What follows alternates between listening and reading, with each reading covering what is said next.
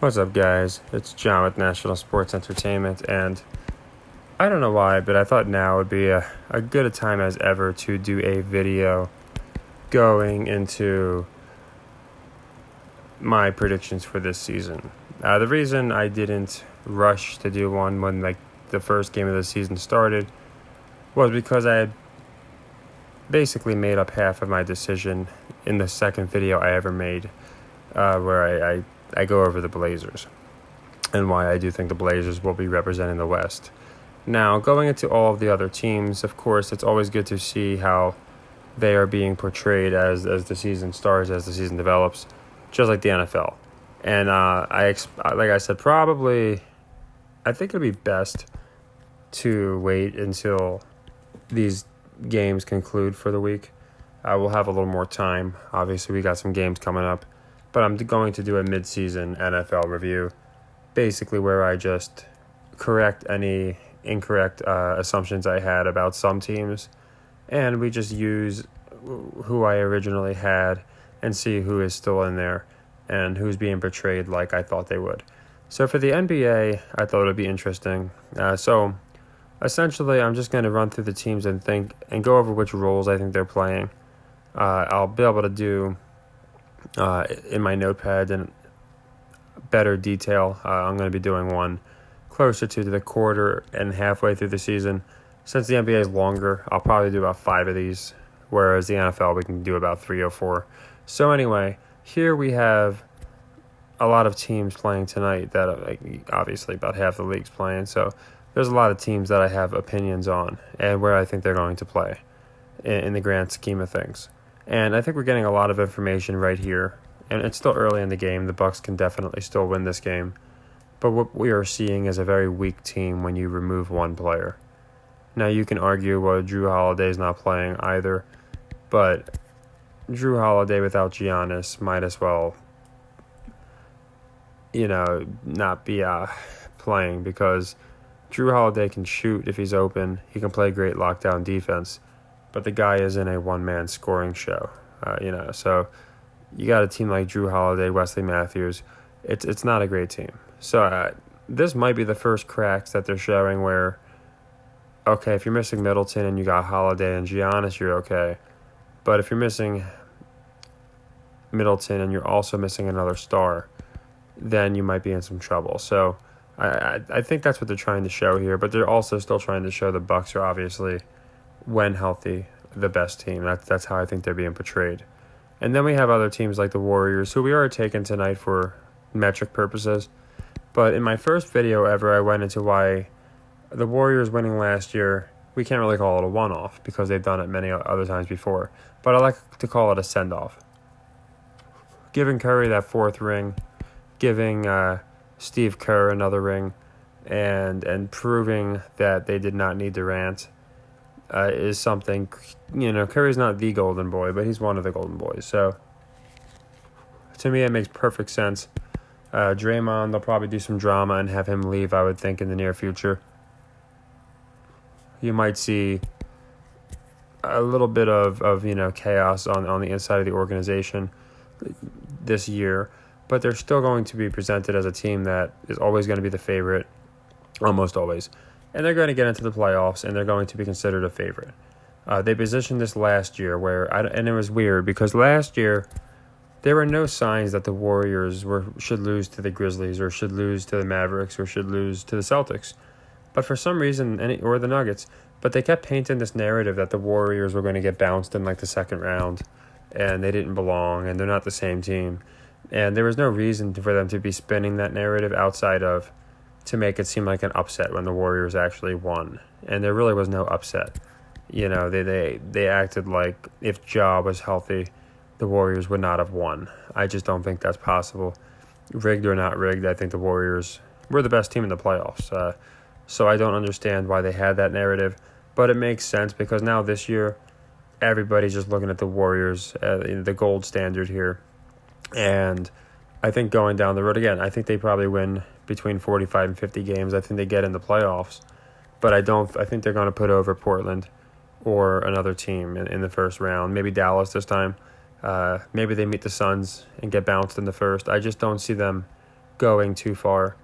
If they do, again, I still think they're a red herring. So if they say they go to the championship and they play a team like the Blazers or something, I think it'll be the Blazers. Say the Clippers, I think they lose. So I'm very staunch on that opinion that the Warriors are not going to the finals. And on the other side, I think they want to get the Cleveland base pumped. You're noticing this with a lot of teams this year. You're noticing it with Utah. We're noticing it with Memphis is one that you would expect it with. And the Raptors are another one you would expect it with. But you're noticing a lot of teams, Knicks. Now, again, I explained why I thought the Knicks were going to be better than people thought, with either 500 records or better. And then you have the ones you would expect, right? But I have noticed that with a few teams, I wouldn't put the Blazers in that category because, 1 second, let me just let that get taken. I have a landline because it's actually cheaper for me to have a landline. But it's funny because people always tell me I'm like one of the only people they know with a landline, so it reminds them of, if you remember the movie Scream, which I love that movie, but yeah, people are always like, it reminds me of Scream when I hear your landline going. But anyway, yeah, a lot of these teams I think are at the beginning of the year are going to be here to throw us off.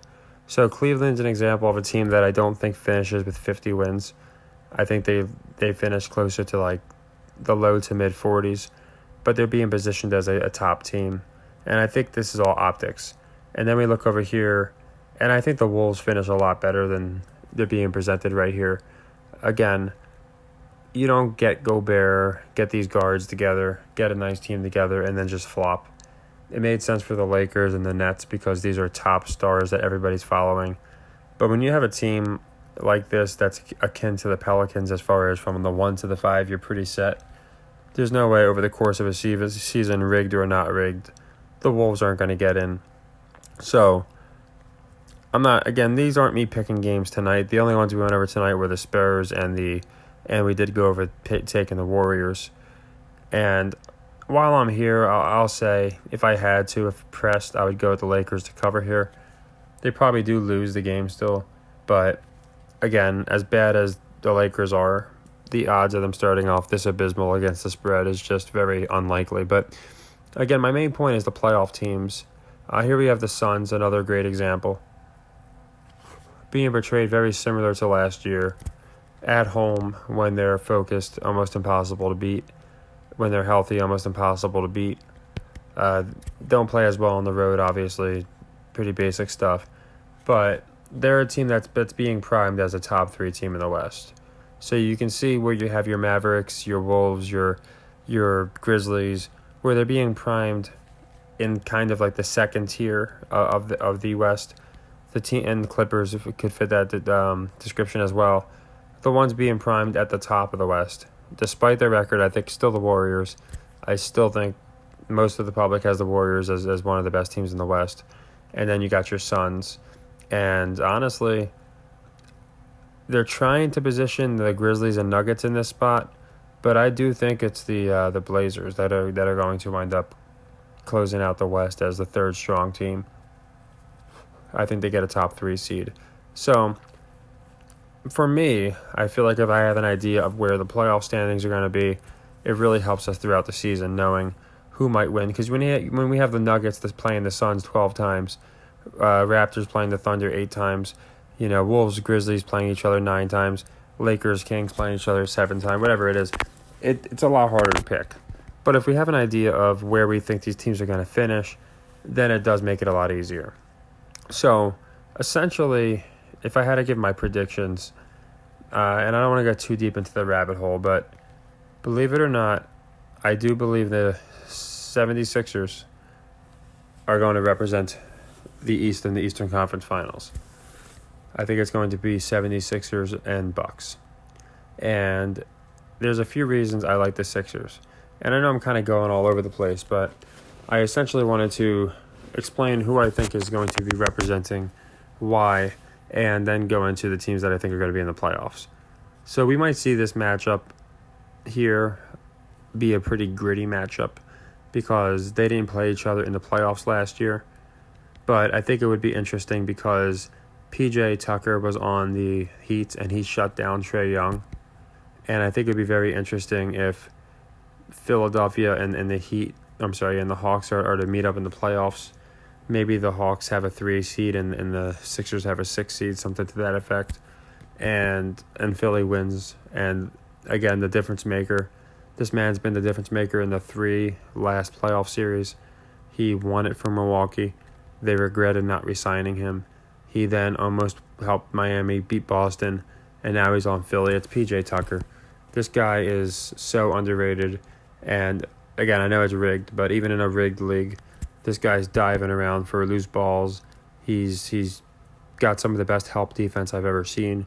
So if you're going to give Doc a send-off, when I know all year they're going to be talking about how he should be fired and how he should have won already, I think it makes sense. Now, I've had a lot of, flack when I brought up that this is the 76th season. So I thought it would make sense that in the 76th season, the 76ers win. A lot of people bring up, well, no, it's the 77th season. I'm going based off of the narrative that was set when all year last year they kept talking about how it was the 75th anniversary. So this year, I wouldn't see why they wouldn't just have the same logic and it's the 76th anniversary. I don't think they're just going to skip a year, at least in the NBA's canon. And in my opinion, the fact that they were so adamant that last year was the 75th anniversary, I don't know why we would jump to 77. Even if that is the official correct number, I'm going based off of the NBA, who are the ones who are setting the narratives. So I think it would be interesting. In the 75th year, I went over how Steph Curry now, or not Steph Curry, the Golden State Warriors in general are 7-5 as far as their finals records. It was the 75th year.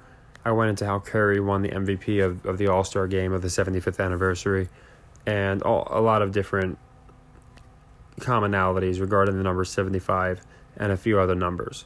So 76, I think, makes sense. The 76ers win. They're a team that is a top 5 team as far as Vegas, even still, to win, especially on the East side. And I just think they're a good X factor. I think most public money is going to be on Milwaukee on the East, way more on Boston than Philly. And if someone's really trying to get paid, I feel like they're going to put their money on a team like the Knicks before they would the Sixers, because they're going to say, oh, this payout's much better. So the Sixers are a sneaky team that can win with not having a ton of public money on them. And I do think after seeing the 75, it'd be interesting in year 76. Also, it's interesting because the first ever winners were the Philadelphia Warriors. So to have the Warriors and Philadelphia win back-to-back is interesting. It completes Doc's redemption story that he can win without a super team. So there's a lot of reasons that I do believe the Sixers are the ones that are going to represent the AFC. I'm sorry, the Eastern Conference. And again, if they are to beat, say they beat the Bucks in the playoffs, and then they wind up playing, the Hawks, and then they wind up playing the Bucks.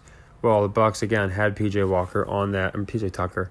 I also find the names very interesting. How some of these names, Russell Wilson, Russell Westbrook, very, very similar, cross sports and stuff. There's also a PJ Washington I saw playing yesterday, so I find that interesting. But anyway, so yeah, PJ, I think it's interesting because, again, PJ Tucker he's like the poster child for hustling. This guy's like 40. He's a power forward, and he's diving around, guarding Trae Young. Now, again, the Bucks admitted it was a mistake letting him go. So Philly meeting up with the Bucks again in this year's playoffs and outing them because PJ Tucker is the difference makes a lot of sense for me, because that narrative has been set for years. You need a PJ Tucker on your team to win. So, and that could be why they're starting Miami off not so good this year. So I do like the Sixers on the East side. I think they play the Bucks. And on the West side, nothing's changed. I still think it's Clippers-Blazers. So obviously they're going to position the Nuggets as a good team. It doesn't look like they win this game, but they'll be 8-4. And then it goes into tomorrow. And this game's an interesting one. Here we know are 2 playoff teams, 2 very marketable teams, and quite honestly, the 2 teams I watch the most. So I don't have an official pick on this game yet because I am going to wait to see who's playing, who's not. They're very uh, shady with that. For example, Christian Wood is an absolute must-know for the Mavericks because they easily explain away why they can't get a rebound or play defense when he's not in. So when you don't have Wood in and you got Powell in, it's a lot easier for Nurkic and Grant, and you can see they're also day-to-day to just get offensive rebounds all day. So I'm going to wait to see how the statuses end up. But I do think I'm going to like the Blazers plus 5.5. And I explained this before. Coming into the season, I just saw something in the Blazers that I believed that I usually see in a team that winds up either winning a conference or at least finishing top in that conference. And it was just the way they were being pushed, but not really. Even now, if you notice, they're not all over the Blazers. They're not acting like this team is beating top teams and doing it with backups. And I think that's for a reason. So normally I'd look at this and say, oh, this is a trap, 5.5. Dallas hasn't been playing that good.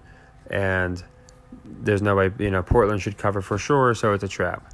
But I'm noticing that a lot of the public is looking at this and still saying, it's the Blazers. They sucked last year. Dame hasn't been good in years. They're overlooking guys like Grant, Sharp, Winslow. Again, these guys are all day-to-day, but when they play, they're overlooking guys like Hart. This team is so deep. So I think when they do that, it's very easy that there's a very good chance that even though I think it's a trap, most of the public is thinking, no, Dallas easily covers this spread. Blazers can't stop Luka, and Dame might be injured, and look at all the guys that might not play. So, again, I have to try and look at it from the perspective of most fans. And I noticed a lot of the people that are telling me, yeah, you're right on about the Blazers, are the ones who have been telling me that they're Blazers fans that have noticed these things. So fans of other teams or people that just aren't fans of any team, but they just kind of casually watch, or even if they watch, more than casually, but they're not watching the Blazers all the time, they're probably not going to notice these things that Blazers fans are noticing, or just people, again, that like me might have noticed something about the Blazers. So I think going forward we can make a lot of money on the Blazers to cover spreads, because honestly we could probably they might be a team where we go money line a lot of the times, because there's games where they're going to be 8 to 10 point underdogs, and they're going to cover those and they're going to win. And what's going to happen is once we get about 20-25 games into the season, people are going to start catching on, and we're not going to get those same favorable odds on the Blazers. So while they're still going, we're going to take advantage of them. I didn't want to put too much on the Blazers because, as I said, I got hundreds on them to win the division, to win the conference, to win it all. So I got money on Shadon still. He's probably not going to win Rookie of the Year, but he's going to come a lot closer than people think, than people would have thought in the voting. But my point is, I still don't want to miss out on potential good matchups where I feel like the Blazers here against the Mavericks in Dallas, going to be not the best money line odds, obviously, but 2-1's not terrible. And the spread I like too. We'll have to see how these players again even out. And that brings me to Dallas, where I think Dallas is going to finish in all of this. I don't think it's Luka's time. Just look at LeBron, look at Michael, look at Kobe, look at any of the greats. The one thing that they have in common is none of them are just given it all their first year or their second year. You might have rookies who made it, but ones that are going to be bona fide GOATs like Luka, they didn't get it for a long time. So I don't think in his third year, maybe fourth. I think it's his third. I don't think Luka is going to be getting his championship. His payoff. I think he has to work a little bit longer for that. So I could definitely see them losing to a team like Memphis. I don't think they do the Clippers rematch until he actually wins. It makes more sense, so that might be the next year. And that's year 77. So not to get too ahead of ourselves, but you can see there's some interesting commonalities. But I don't think Luka wins this year. I think they make a nice playoff run. He's a nice teaser, especially now that they acquired some role players. A lot of money is going to be on Dallas, and Vegas knows that. And I think he just doesn't get it done this year. That doesn't mean they don't win this game. I'm just going into trying to go into my playoff teams and also explaining why I think some of these matchups are important, because this is definitely a possible playoff matchup. And that's most of, as I said, the playoff teams that the Pelicans are one. Again, I think they remind me a lot of, they remind me of the Blazers, to be quite honest, except if you notice, they're really pumping up the Pelicans and they're not talking much about the Blazers. The Pelicans, sure, you can argue their stars are a little more marketable. You know, Zion is definitely more marketable than Nurk or Grant, and Ingram's are a very marketable player. C.J. McCollum's a very liked player.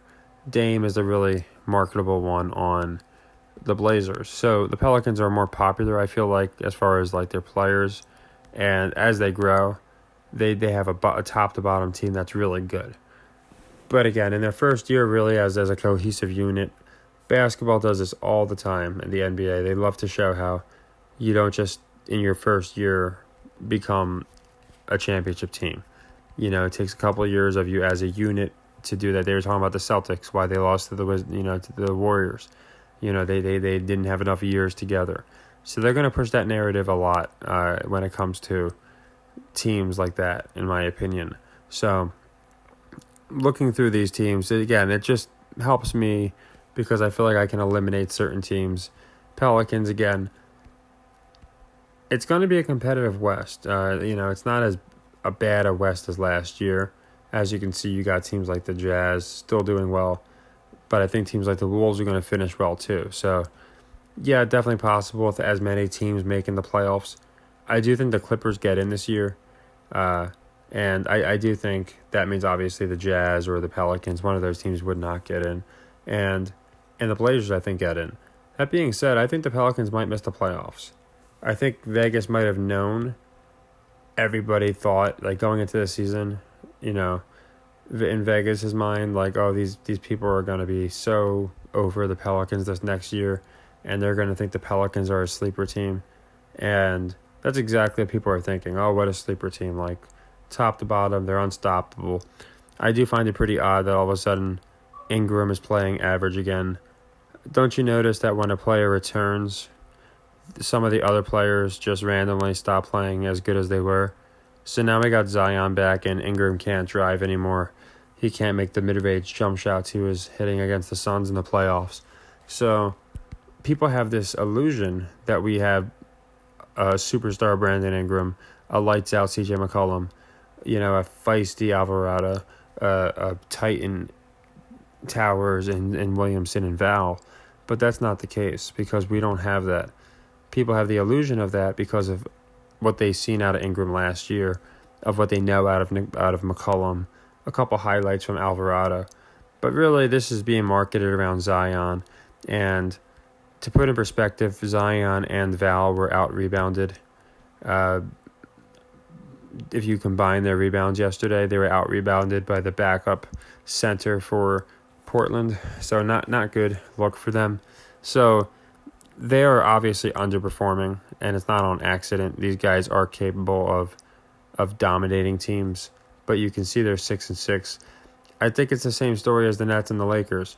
Maybe these guys are just younger clowns, and nothing against them. I think they're going to have a decent year. My point is, they're showing how 5 individual talented players can't function as well as a system. You need a system to win. And that's why I have the Pelicans as an early red herring, where I think they might not make the playoffs. Whereas a lot of people think they're going to catch fire and run through a lot of teams. I have the Blazers reserved for that spot. So, Lakers, I don't think I need to say anything. There's no late season surge. I wouldn't be surprised if these guys got a lottery pick. Again, LeBron, in my opinion, is paying penance. Why is he paying penance? I think he's paying penance because, more of a sacrifice. Because in 24, Bronny gets drafted, and I think they want to give LeBron his first ever win with his son. The first ever son and father to play together. And I think they will play not like this. I think these last couple years for LeBron, okay, we're going to give it to you. but you're gonna pay. They like their public humiliation. You have to understand they really do, if you haven't been following Kyrie. So that's what I think is going on with LeBron right now. The Lakers will probably finish with a bottom 3 record in the West.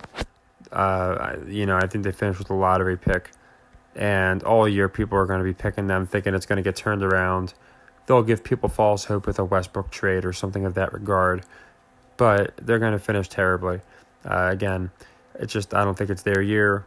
When it's their year, we will know, because suddenly LeBron will be playing great. Davis won't be tripping over his own 2 feet, and they'll be capable of shooting deeper than a 14-foot jump shot without airballing it. So I think that's going to be as conveniently Pippen's son and Shaq's son start to develop. Then they get LeBron's son, and it's almost like a freaking movie. I mean, gosh, it's almost like if he retired and made a movie where he's teaching youths to play basketball, because just the amount of sons this guy has on his team is pretty interesting. So I look into all of that, and I just don't think it's the Lakers' year. So they're a great one to roll out and fade a lot this year. Now, again, my against the spread metric, when I see that they're X amount of games behind certain teams and they're 18% against the spread, then I am going to be more likely to take them to cover that spread. Like tonight, I'm leaning. But again, I still think they finished terribly. Warriors, different story. I went over them already. This is so people think, oh, maybe they're not the same. Maybe they're washed up. And of course, they wind up making the playoffs. Then when people finally feel like, oh, it's going to be the same story, that's when I feel like they lose. Grizzlies, they've been a tougher call because they're really pushing how obviously Ja should be MVP, or at least in top 3. But at the same time, they do this with Luka too. They're pointing out how they almost play better without him, which is absurd. But they try and crunch the analytics into like a certain way and say, oh yeah, see, they're actually doing better without him, which again is asinine, but it's just the way they can explain certain wins and losses away. But I do think Memphis gets positioned in a higher tier than Dallas. I think they're going to be in the same tier, but I think they're going to have Memphis finish with a few more wins. But I think as they are almost every single year, they're just going to be another playoff red herring where they take on a team. They're a gritty team. They maybe make it out of the first round, so they're playing, let's say, Warriors or something like that, and let's say they get past them, make it to the conference, and that's the furthest I think they get. I don't think the Memphis Grizzlies are honestly ever going to make the finals in the near future. They're one of those markets that you can just basically keep giving them false hope, and the fans are just going to be happy they're making the playoffs. You've seen it with the Jazz for decades, and we see it in the NFL with the Jets, with the Browns. I think it's very similar in this case, where they'll just be satisfied, if the Grizzlies continue to get a 3 seed and make it out of the first round, and Ja's looking great, because then people always feel like, oh, next year's our year. So Grizzlies are a great one to keep around. I just don't think they're going to do anything. And a lot of these teams, I feel like it's going to be kind of more of the same. Hawks, I think Trey maybe gets, again, a round farther than last year. But because they're trying, that's another narrative I wanted to go into. Again, as you know me, I don't rehearse these, so I just kind of go into them as I see them. Here's an interesting narrative. So I've noticed that they're definitely taken an extra step with Trae Young this year. Every year prior, they basically say how he's like a Luka tier 2, a B-rate Luka, a B-rate Curry, whatever you want to call him, and a B-rate Dame. And yeah, he can have some big shots, but he only plays good from ahead, and he never wins big games, and yada yada. And this year he's doing the opposite. He's winning big games. He's winning games that matter. He's winning on the road. He's shooting consistently. He's got less turnovers. He's doing everything better. They're positioning him more as a smart guard, as who sees the court better, and he always has. But of course, he had to play dumb for a couple of years. So with Clint Capella, with Trae, and just the way they always talk about the culture of the team, but the way the culture of the team is set up, the way they can get guys open, play in pace, the Hawks are definitely going to overachieve this year. I don't think they're going to go making any deep playoff runs, but they're definitely another one that I think we can make a lot of money on betting money lines. We're not going to get crazy favorable odds, but going forward, say they're to play in Golden State, say they're to play in, I'm not even sure if they'd be a favorite in some of these cases, but in Boston, in Memphis, I do think there's a really good chance that they win a lot of these games because they want to push Trae as a guy who can win more than just a couple home games that don't really matter. My opinion on the Knicks. I think the Knicks do definitely wind up. I said that I thought they'd be a play-in, and I still stand by that. I think them in the playoffs would be very interesting. And as you can see, between the Heat, Sixers, and Raptors, I think at least one of those teams flops, and it's most likely, I meant Nets, I'm sorry. You can throw the Heat in there, but I meant in the division. Between the Nets, Sixers, Raptors, I think one of those teams is going to flop. It's probably going to be the Nets, of course, because I think the Sixers wind up rebounding. But it definitely leaves the Knicks open for a chance of a wild card spot if they can play well in their division and play well in the conference. And Boston, so they're kind of like Memphis for me this year. I think they're going to be positioned very well. Usually, not always, but if you notice, it's happening in the NFL too. The team that won the Super Bowl is the one really being treated like they have no chance. Meanwhile, the team that lost in the Super Bowl, Cincinnati, is still being treated pretty strong. Here we have the Warriors being treated kind of weak, and then the Celtics, who lost, still being treated like a title team. And I don't think that's an accident. I don't think either of these teams go back. I know a lot of people do think because Bill Russell died that Boston will be going back. I don't see it. I will say it's a good theory. I have more knowledge on the West than the East, so if it's definitely not, I wouldn't be shocked. I just think the Sixers a lot more people wouldn't see, and I have just a suspicion about Doc. That's all that I've had since last year. But I know a lot of people think Boston's going back. I think that's what Vegas wants. I think that's what the NBA wants, them to think that Boston's still the best team in the East. It's really the Bucks. We know that, right? It's a healthy Bucks team, but of course, without one guy, which is very easy to explain away in basketball in the playoffs, without one guy. Remember when the Sixers didn't have Embiid for a couple games? So without one guy, the Bucks are not advancing in the playoffs, and I think that's what happens. So I think the Bucks wind up falling short in the playoffs, but they have to be positioned as almost unstoppable. That way, for them to lose in the playoffs, it's going to take something like Giannis getting hurt, or the Sixers playing really, really good and getting Giannis in foul trouble, something of that effect. And I can't really think of any other teams trust me, there's teams that I purposely haven't covered, and you can call it disrespect, but we can go into them. Here's a perfect example. This is just, to me, now the Wizards, I actually said I think they'll be along there with the Knicks. I think they're going to be pushed as a very competitive team this year. A lot of money behind Beal, and again, Porzingis, Beal's been talking, and I see he's not playing this particular game, but Beal's been talking about Porzingis and how big of a difference he makes, and you could just see the difference in the vibe. So the Wizards are going to spoil a lot of games this year. They're going to play pretty close to 500, I think. This 10-3 here is bogus. It's not going to hold. They can try and push these guys on the Jazz all they want.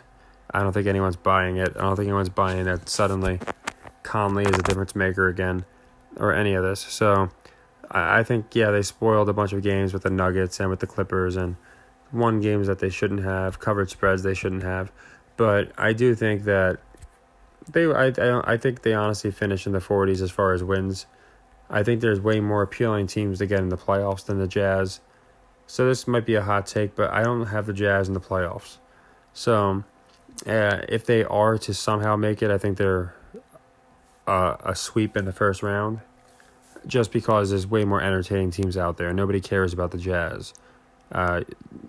Maybe people from France when they had Gobert, but that was, I just don't see people caring about the Jazz outside of maybe some hardcore fans. But going into that, that's the reason I didn't bring up the Jazz when I brought up all these other teams like the Clippers and the Heat and the Blazers and the Mavs and the Pelicans, because I just don't think the Jazz are in that tier. Just like the Cavaliers, I think we're going to see that they're nowhere near. The Cavaliers are nowhere near the tier of the Hawks, for example, who have the same record. I think the Hawks finish with a much better record, or the Celtics. I think the Celtics finish with a much better record than the Cavaliers. And on the other side, I just don't think the Jazz finish with a record even close to the Blazers or to the Nuggets. They're just, in my opinion, a red herring, spoiling a lot of games, and to get a lot of people hot on the Jazz, because they do have players. They can everybody in the league's got players who can score and win. It's about marketability. So that's my opinion on the Jazz. Same thing with the Kings. They did it with the Kings a couple of years ago, where they started off pretty hot, and of course nothing happened of it, because certain teams, A, for Vegas, and B, for optics, it makes sense to start them off real strong, and then people don't really notice the Blazers creeping in there when you got the Cavs off to such a unprecedented start since LeBron left, or you have the Jazz off to such a great start. You have other teams that kind of creep under the radar, and that's exactly what they want. So the Celtics got off to a great start. Who creeps under the radar? The Sixers. And I'm not saying that's exactly what's going to happen. I just think something to that effect is going to happen.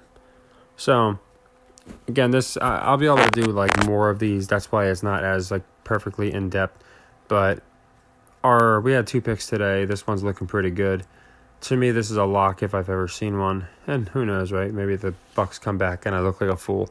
But I saw this as I had brought up when I made the video on my picks tonight. I went into just how bad the Bucks looked when they had them at the end of the year last year when they were resting their stars. They were just awful. And I think it's to show people how bad they are without Giannis, without Drew. And either that one or the other. I mean, they're really not like. That's why I think they'll start talking about Middleton and how much they need him, because you now basically, even again, foul trouble can explain why the Bucks are going to lose a game if Giannis gets into some foul trouble, or Drew gets fouled out a lot for a point guard. But my point is, I just think that's the reason I only picked that game, and then I did go ahead and go with the Warriors to cover, but I've been trying not to pick every game, because as you've noticed, you'll see a lot of repeating games. For example, the Heat just played at home against the Hornets, and here they are playing at home again against the Hornets tomorrow. So I'm going to double down, just so you know, and take the same exact team, because another thing I noticed is a lot of times spreads will balance out. So, especially when it's back-to-back and the same team's at home. So the Heat did not cover the 10.5 last time. I do think they cover the 10 this time. It's a pretty proven metric. It doesn't always work, but more often than not. I've also noticed when Oladipo's out, Jimmy Butler always seems to play better and they win. So that's a little off track, but I just figured I'd get a pick in there while we were looking at this.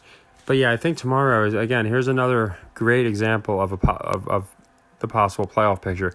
I mean, a couple of these teams need to be eliminated, obviously. We're not going to be seeing the Pistons in there, but Hawks, Sixers, I can definitely see that in the playoffs. I can definitely see the Trailblazers and Mavericks in the playoffs, and they're going to be on separate sides, but I think it would be something close to like Nets, Wizards playing each other for a play-in. So if we're looking at the long term of things, it would make sense for the Nets to win this game, and for the Wizards, honestly, because I think they want to keep them close in the East. They got to keep the Nets pretty close to the Celtics, so people think they have a chance of winning the division. And again, I think the Jazz, I don't know how much longer they keep this up. I don't think they continue much past this. I think pretty soon they're going to be closer to 500 than later. Probably by 30 games in, I would say they're probably closer to 500. So we'll see how that ages. But of all the teams in here, that one just seems the most ridiculous. There's a couple that some might say is ridiculous, like teams doing better than they should or worse than they should. But some of the ones doing worse than they should, again, I think is just optics, like the Warriors or the Heat here, or, I mean, they're only a game below 500. So the Lakers and the Nets, and actually the Nets aren't even terrible, but I'd say the Lakers and Nets are really the commonalities from last year, the ones that we know aren't going to do anything. But yeah, so right now, if pressed, I would say Sixers beat the Bucks and Blazers beat the Clippers. And we have Sixers, Blazers in the finals. So I wanted to make my official final predictions now, but also go over who I think are pretenders and who I think are contenders. And of course, I'll be updating this, so none of this is gospel. But this is just right now, the way they're depicting these teams, what I believe them to be. I thought it'd be a good time to go into it because I want to do another one on the NFL going over the midseason. So I thought it'd be cool if we do an official NBA one. If you hadn't seen my first two ever videos, the first one's going over why I believed Curry was chosen for that final send-off and why I believed that they would not be returning. And then my next video is why Portland is going to rise again, in my opinion. And that might give you a little more of, a prelude on why I am so high on the Blazers and why I really don't see teams like the Celtics, teams like the Warriors going back, at least not this year. The Bucks can be included in that category. So yeah, I hope you guys like this. I didn't, like I said, I don't prepare it. I just wanted to go into all of what I believe to be the relevant teams. Raptors, I don't want anyone to get mad. Raptors, I think another one reminds me of, I don't even know if they get in the playoffs this year, to be honest. I'm not seeing the same Raptors team that I have in years prior when they have made the playoffs. It's a different vibe from the games I'm watching. They seem almost like they're just there for narratives, whether it's to, make the Sixers look weak and then the next game they get blown out. I honestly going to say I don't think they make the playoffs, especially in the division they're in. But if they are to, I just don't see much happening. It's kind of like the Jazz. I just really don't think it's a marketable team. So I know there's a few teams in here I haven't covered, teams with close to 500 records or above 500 records, Pacers. I just, those teams, I don't see how they can do anything but start them off pretty hot, have them spoil a couple games, and that's about it. The teams that I've gone over in depth, those are the ones that are going to matter. Those are the draws. And as you can see, our narrative on the Spurs is pretty spot on. So this is going to help us going forward too, because now we're going to know, okay, when Giannis isn't playing, or even if they're making some types of remarks that maybe he's not 100%, this is what we can expect. A lot of people, again, are just going to take the 10-1 Bucks thinking, well, they still got Grayson, and they still got good guys that can play. They got Brook Lopez, and they completely overlook the fact that they're only good because of Giannis. It's not like when Luka doesn't play or Ja doesn't play for the Mavericks and the Grizzlies and they actually play better. This is a different story. It's been, well established that the Bucks there's nothing better about them without Giannis. So when you throw in Jrue Holiday gone too, it's going to be very interesting if one of them gets injured in the playoffs, because I think that's going to give away what round they lose in, just my opinion.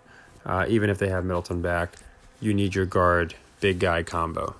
So yeah, this one's looking safe, which is nice. We'll have to see how the Warriors do. If the Warriors cover, that's nice. We go 2 for 2. And then we go into tomorrow where I liked the football games. And yes, if I had to, like I said, I probably will, since it looks like we're going to close out the Spurs, I'm probably going to go ahead and go and officially take the Lakers with 4.5. It's your prerogative. You could buy it up to 5 if you want. You could take the money line. I think it'd be fitting if they start 2-12. So I think they're probably going to lose, but I think they cover 5. So I'm probably going to buy the half. But that being said, I do think even the official 4.5 they'll cover. I think it'll be like a 3 or 4 point game. And of course they can win too. So that's always nice when you get the points. You can win and we have a few points we can lose by. But I think it'd be fitting if they start 2-12. But again, against the spread, that's a different story. This is a great one where I can see a lot of people taking Sacramento, maybe buying a point, thinking, all right, I'll be cautious. And the Lakers cover, maybe just barely, but they do cover.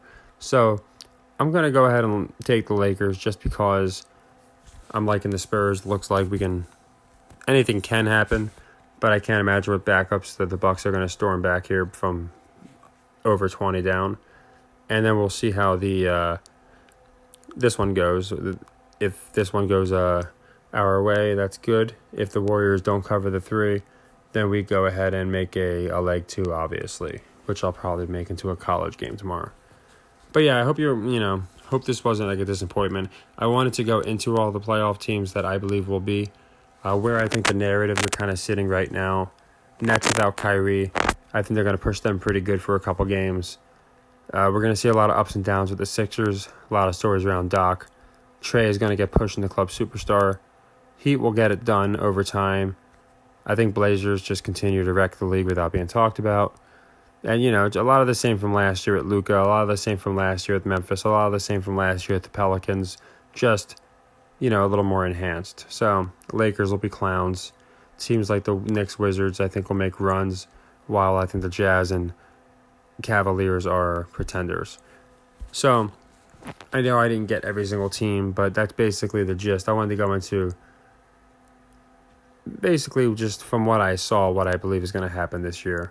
So I'll be doing one again probably in a month or so, maybe 2. We'll be doing it so right now we're only about not even 15% into the season. So I figure with the NBA, we can probably do about 5 or 6 of these. By the All-Star break, we can have our 3rd one or 4th one out. I think the All-Star break's pretty late this year. And that way we can kind of see how close we are over the target. Just like I'm going to be putting out my next football one probably Monday. That'll just kind of go into my last football video and see where I was over the target, where I wasn't. And we'll do the same with the NBA. And it also helps, I think, kind of where we can reassess situations and going forward. So just by doing this, I saw a couple games that I'm intrigued about tomorrow, most notably the Blazers at the Mavs. The Nets at Clippers is another one.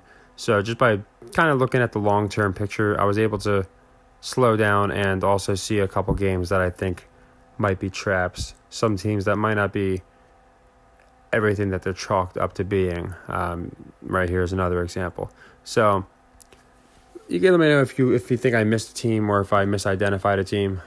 If a team that you think is a better tier, maybe you think the Jazz are for real, or the Warriors are actually going to win the whole thing this year, or whatever you may think. I would love, I really want to hear it, of course. I think this should be like a think tank. It makes it a lot better. And I'm curious your opinion on my stance on the Sixers. I do understand it's technically the 77th season, but as I said, I'm going by the NBA's narrative. I think since they pushed 75 last year, it makes sense that 76, and I think the 76ers make sense as well. So that's kind of my logic there. And my logic with the Blazers is more stuff I've seen behind the scenes. Quiet trades. Them not really talking about them. Big money interest putting money into them. The marketability of Dame. The mystique behind Shadon. So I have different reasons for the Blazers and the Sixers. But I can say they have one thing in common. And this we get a little bit into the rabbit hole, but I do have a theory about the teams that are going to win this year, and you guys will probably get it. So for the NFL, a lot of people are thinking Chiefs, a lot of people are thinking Bills, and a lot of people are thinking Niners. Now, those teams have one thing in common, not exactly, but they all wear red and white, or blue and red, or red, white, and blue in some form or another. The same is to be said about the Sixers, red, white, and blue, and if you look at the Blazers and Niners, they're red and black. The Bucks are red and black. So a lot of the teams in the picture have similar jerseys. I was never much into that before, but then it was pointed out to me that the Warriors, Astros, Rams, and Avalanche all have similar jerseys. So I would think with the next 23 season, maybe it falls in line again, and this year we get a different color scheme. Now, sure, it could be green, right? The Jets, Celtics, teams like that, but Mavericks are kind of green. They could be blue, too. But I am kind of liking the idea of like red and black, Blazers, Niners, again Bucks. I don't think they do anything, but I think they make a run, and I think a lot of teams fit that. And like I said, the Sixers also fit the red and white color scheme. So, and of course, you got the Phillies, who the Angels might acquire Trout. So I think it could definitely spread. It'd be interesting to watch across the leagues to see if the teams that win have the same color uniforms again. But again, these are like all different theories, of course, But the biggest reason I like the Sixers is honestly, it's not because it's the 76th year or anniversary, whatever you want to call it. It is the Doc narrative. With Steve Nash, who was fired, with other coaches, they're fired. With Doc, they keep kind of teasing it, and there's no reason to tease it, really. What are you going to do, tease it all year? They fall short, then you fire them, and fans get excited because some no-name coach they never heard of took over. It just doesn't make sense. To me, what makes more sense is Doc's redemption, that he didn't need the Celtics super team. He could do it without, that exact team. He wasn't a failure with the Clippers. I'm not saying he wasn't. I'm saying that's going to be the story, in my opinion. And this year, all along, I think all year he's going to catch some shit. They're going to lose games that they should win. He's going to make some questionable decisions. I wouldn't be surprised if we saw him and Harden going back and forth or something to that effect.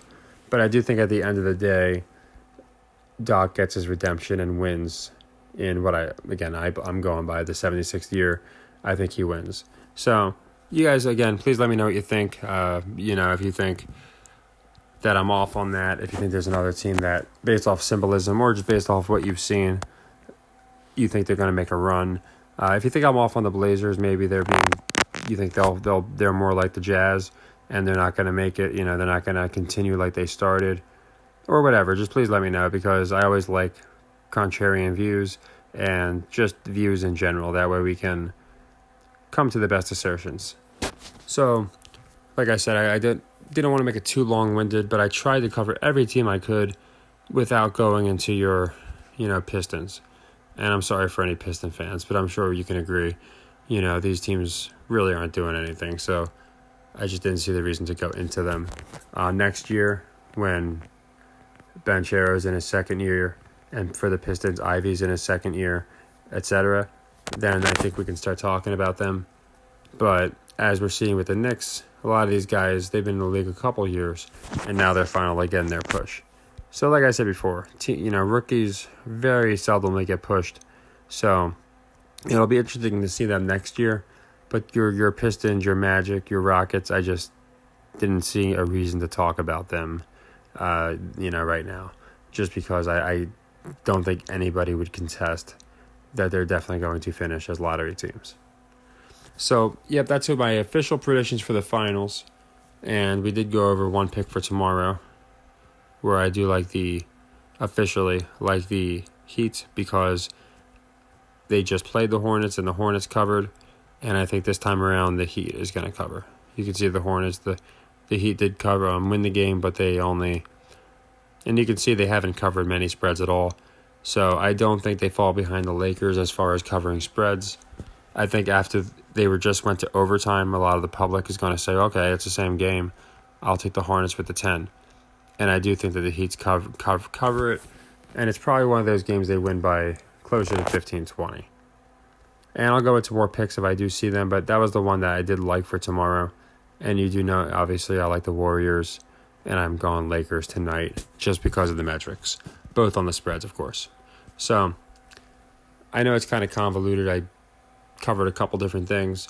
I mostly wanted to go over the future of, again, all these teams, double down on my Blazer stance, and go into the narratives we can expect.